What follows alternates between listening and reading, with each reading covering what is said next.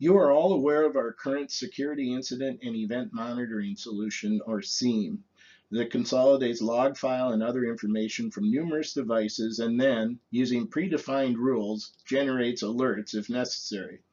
These alerts may be real issues or false positives. Our Security Operations Team, or SOC, receives the alerts and determines which ones to work on. We receive more than 6,000 alerts a week. We estimate that 80% of these are false positives. Of these, we are only able to actually investigate about 22%. The big question is, how do we know if we are investigating the right alerts? Another issue is that this way of doing things is reactive.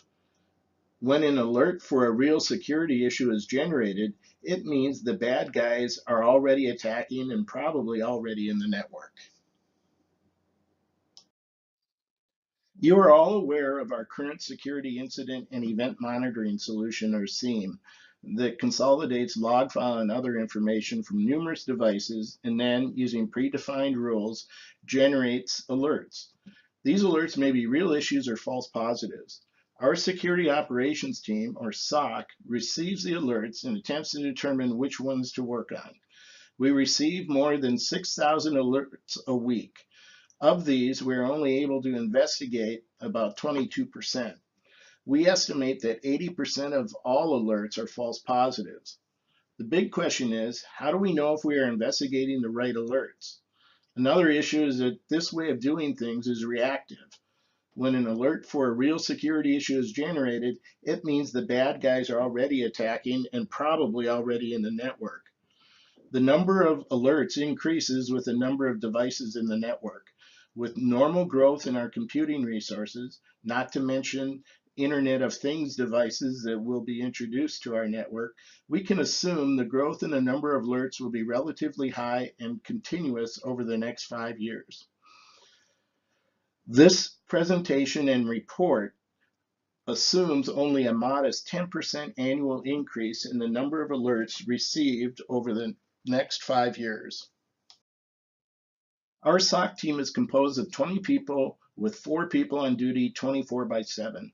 With an average burden rate of $100,000 per year, this comes to $2 million for this year.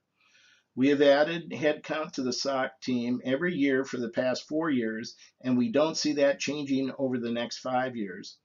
If we assume just a 10% growth in alerts per year and we do not add any headcount to the SOC team, the percentage of unaddressed alerts will go from roughly 78% to 86%, or the percentage of addressed alerts will fall from 22% to 14%.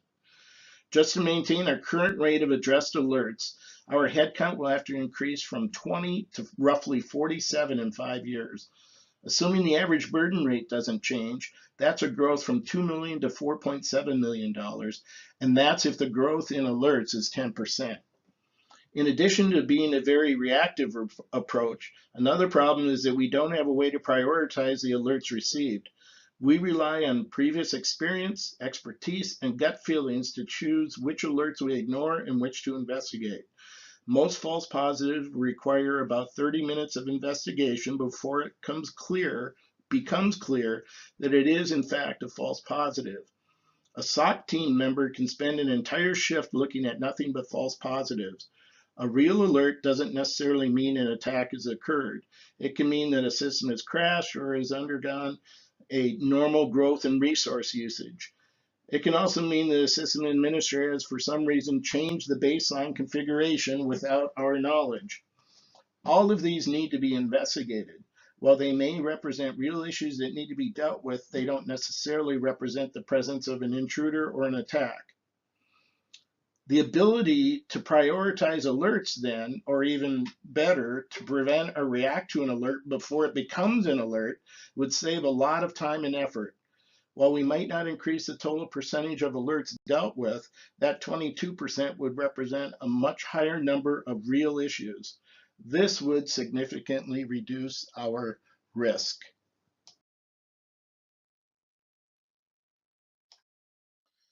What is our threat environment? We all probably have a good feel for the assets we need to protect. I draw your attention to medical devices that communicate over the internet or over our network. These devices, some of which may be implanted in patients and others which may be surgical tools used on patients, are subject to the same attacks that general purpose computers are. Who might attack us? One category is nation states who are highly skilled, well-funded, and persistent. They have a number of motives. One is to steal information about high-profile world leaders, political activists, or opposition candidates who may be our patients. Some countries might even seek to cause an adverse patient event to an individual. Criminals, acting either alone or in groups, represent another type of potential threat actor. Information is worth money to criminals. As a very large institution, we maintain a large amount of information about a large number of people. The more data they can steal, the more money they can make. Our intellectual property may also be of great interest to them. Hacktivists are people who have a political or social axe to grind. They are typically interested in harming their victim's reputation or extorting them in exchange for a change in their victim's behavior. With the rapid changing pace of healthcare requiring us to make hard choices in terms of employment and the number and location of providers, this threat is a growing one for us. Insider attacks may be accidental. An example of this is someone accidentally unplugging a server. But insiders might also act purposefully. They may be motivated by revenge or retribution for any of a number of perceived grievances. Insiders may also be persuaded by third parties to participate in an attack. We believe that the healthcare industry, which generally tends to value knowledge sharing, somewhat lessens the risk from competitors. Nonetheless, our major competitors might be interested, for example, in our internal financial details. The methods used to mount attacks include social engineering, which is particularly prevalent currently. So is the exploitation of hardware or software vulnerabilities. You may think of a denial of service attack as an attempt to block access to our website. However, it could also be an attempt to prevent the use of our operating theaters. Drive-by downloads are also common. This is where an attacker creates a website, and after merely visiting the website, malware is downloaded to the visitor's system. An attack can be targeted or untargeted. An example of an untargeted attack is a spammer sending email containing malware to millions of people, hoping that a few of them will open the attachment and infect their systems for whatever purposes. A targeted attack is one in which the threat actor chooses a specific target for specific reasons and objectives. These attacks are often well-funded and mounted by highly skilled individuals.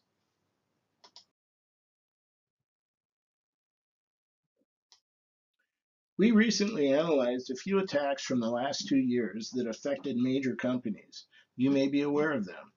The recent WannaCry ransomware event was an untargeted attack that utilized previously undetected flaws in certain versions of Windows. It used those vulnerabilities to encrypt the system's hard drive. The attack on LinkedIn's customer passwords resulted in damaging LinkedIn's reputation. The attack actually occurred in 2012. At that time, LinkedIn thought only a relatively few passwords were stolen. 4 years later, however, they realized the passwords of nearly all of their customers as of 2012 had been stolen. 2016 was a bad year for Yahoo, too. One of the attacks resulted in the compromise of the account information for nearly 16 million accounts. It turns out 2 Russian FSB agents were involved. They had hired a couple of criminals to do the actual attack. So what did we learn from this analysis? First, we learned that we already do a lot of the right things. We are a mature information security organization. However, there are things we can do to improve our security posture. Becoming more proactive in our information security is a chief way to improve our security posture. Any attack we can respond to before it is actually mounted saves literally hundreds of thousands of dollars. Being more proactive will help to prioritize which alerts and incidents we immediately investigate. Being proactive requires a cyber threat intelligence capability. The best way to do this is to acquire expertise and rely on third-party intelligence feed services.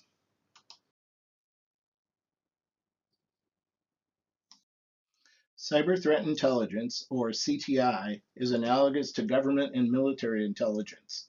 It uses the same process, namely gathering data from various sources, in this case only data that's legally gathered, both internal, for example from our SIEM tools, and also from external sources that may include a wide range of data and real intelligence information generated by third-party service providers. All of this information is critically analyzed with the objective of producing actual information. For example, secret NSA tools were leaked by WikiLeaks, and some of them utilized previously unknown vulnerabilities in Windows 7. These were used just a few weeks later in the WannaCry attacks. If we had learned about the vulnerabilities at the same time the attackers did, we could have proactively turned off unused ports in our Windows 7 devices, and we would have been protected from WannaCry. The actionable information needs to be appropriately disseminated and communicated. And actionable information may be tactical, operational, or strategic in nature. By implementing a CTI capability, we can provide the ability to proactively respond to threats and impending attacks. And we can also use it to prioritize our SIEM alerts faster and more accurately. So how do we do this? Our plan includes the following components. First, we will transition 6 existing members of the SOC team who are also members of the incident response team to create a new cyber threat analysis team. Incident response team members tend to be our highest technically skilled people and therefore a good match for the CTA team. CTA team members will maintain their incident response team responsibilities. The CTA team will be trained in formal intelligence analysis techniques. These team members will continue to work on the SOC team part-time and will phase out of those responsibilities over a year. We will backfill the SOC team with 2 new hires or transfers. By doing this and having the CTA team continue to work part-time on the SOC, we hope to keep up with our current rate of handled alerts. The CTA team will help limit the growth of our SOC team. We are considering a third-party CTI service from FireEye. This service provides the right level of tactical, operational, and strategic intelligence that our CTA team will be able to use, further analyze if necessary, and build into their own intelligence reports. We don't anticipate contracting this service until 3 months after our CTA team has completed its analytical training. Another initiative is to form an industry group to focus on CTI. We will be able to leverage the investment in this industry group by us and all of our partners to limit the growth of our new CTA team. This is a long-term effort, and we don't expect it to provide useful intelligence for at least 18 months, if not longer. So how much do we expect all of this to cost? This chart shows the costs of each of the components of the plan. If we do nothing but attempt to keep up with the current handled alert percentage, we anticipate our total cost over 5 years to be about $21.3 million. That's assuming a steady burden rate. Our current risk posture will remain unchanged. The cost of the CTI plan will be approximately $27.6 million over the same time period. Obviously, it's a higher cost. However, our risk posture will be significantly improved. The alerts to which we are able to respond will be prioritized and thus represent better coverage of real issues. In addition, CTI will allow us to proactively react to potential threats which previously would have eventually generated alerts, which would have had to be investigated and then responded to. As stated earlier, proactively responding to threats can save us potentially hundreds of thousands of dollars per incident, if not hundreds of millions of dollars for a major incident. Thank you. I'll now take your questions.